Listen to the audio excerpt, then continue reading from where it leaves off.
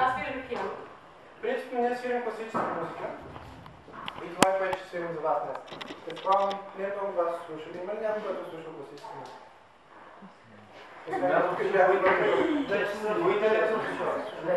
Браво.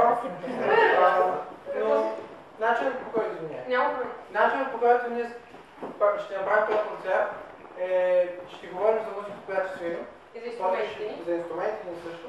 После ще ви посвирим малко. Ще говорим за себе си, за това какво правим. И ако имате някакви въпроси, по всяко време може да спрете и да ги напишете. Или накрая също. Няма значение, както искате. Извиняваме се за всички, които бяха в първата група, защото ще повторим доста от информацията, която вече чухте. Няма да. Така че... Значи, както чухте, сме Николай Силвия, това сме родени в Пловдив. И учихме в музикалното училище в Пловдив, Националното училище за музикално и танцово изкуство там. След като го завършихме, двамата заминахме за Шотландия. Чували сте за Шотландия? Да. В Глазго, където има кралска консерватория за музика там. И двамата завършихме. Аз с пиано, Никола с флейта. Да. Да, не съм класболи. Да. Да, не с боли, нарича се кил. Един път носи кил. Знаеш какво ще по интересно? Нямаш гаща отдолу.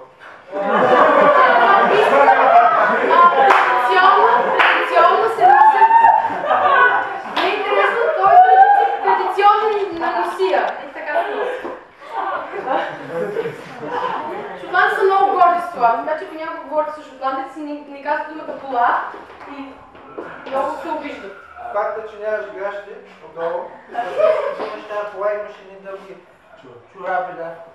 Но за да не се балят с тебе, в този чорап мушкаш един, наистина, част от носите, мушкаш един нож, който е толкова дълъг. Имаш една чантичка, тук където си, защото нямаш любов. Не можеш да представиш как се лаш това нещо. Пак към музиката, заминахме на Шотландия, където сме в Кралската консерватория и започнахме да работим в една организация, която се нарича Live Music Now и държи музика на живо и сега. Live Music Now.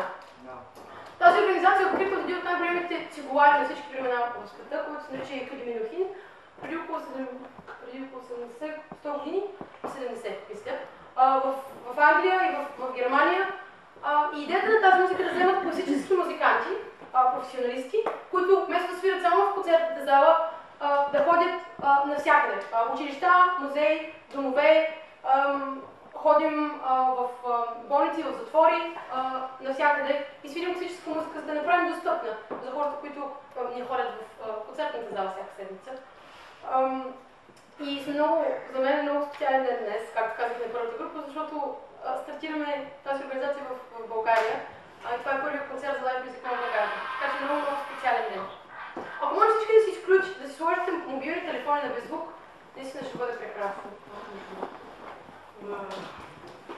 Добре, значи ще започнем този концерт с Моцарт, който е един от най-известните класически композитори, затова ги избрахме да сложим в програмата ни. Произведението, ще свирим.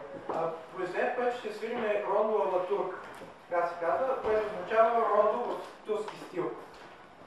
Идеята е била преди 300 години Моцарт, като го е писал, че той искал, всички хора тогава са били много заинтересовани от Турция, от Ориента, от начина на живот, от ключеци, да. И Моцарт се е опитал да го напише това нещо в турски стил. Но ние, видейки от България, не знаете как един ключек би звучал, няма нищо общо. Все пак.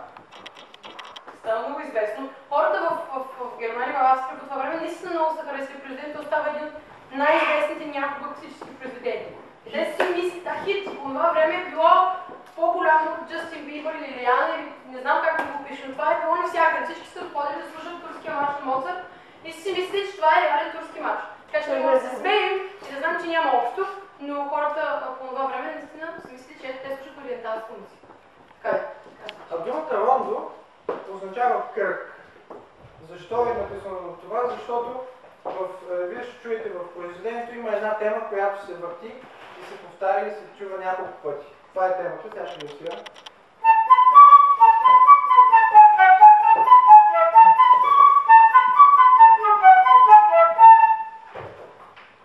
няколко пъти.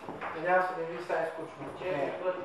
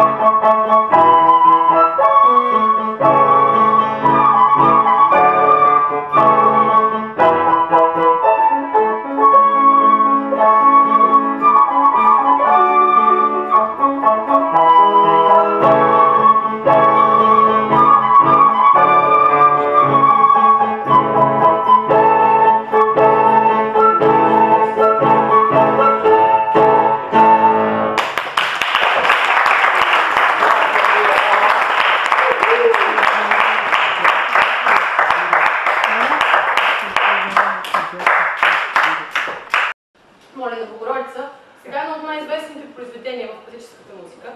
Произведението е написано за катедрала. Знаете ли каква е катедрала? Големи църкви, които имат много високи тавани. Когато свириш, звукът и музиката ехти много дълго време. И всъщност, когато свириш някаква бавна музика, нещо красиво, то просто продължава да се носи с минути и е прекрасно. Така че ако може, отворете си очите, знам, че не сме в катедрала и е доста топло, но ако си представите, че... Извинявай. Не, няма никакъв проблем. Ако се затворите очите и си представите, че сме едно друго място и просто телепортирате с нас за тези 2 минути, в които ние ще изсвирим Ава Мария. И наистина се надявам, че ще докосне вашите души, както докосва нашите. Едно много специално произведение, надявам се, че ще ви. Искате ли наистина да го направим? Да. Искам да се облегнете и само да слушате с затворени очи. Аз също ще бъда с затворени, значи няма да ме наблюдавам.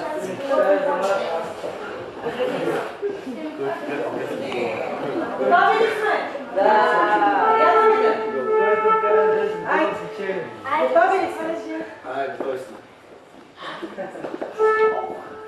И ние си затворим очи.